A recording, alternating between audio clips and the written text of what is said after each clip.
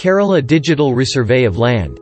On the occasion of the 66th Foundation Day of Kerala, the state government kicked off a digital resurvey, to ensure speedy delivery of land-related services to people. Why has the Kerala government launched the resurvey? The proceedings of the Resurvey of Land was launched by the Kerala government in 1966. Therefore, the state government of Kerala launched the Digital Land Resurvey Project Ante Bhumi, My Land, to identify and provide plots to over 3 lakh landless families. The resurvey will help strengthen land records and make the collection of data for agricultural statistics more effective. It will help the government maintain up-to-date land records so that resurvey is not required anymore. The nodal agency for the resurvey project's implementation is Department of Survey and Land Records.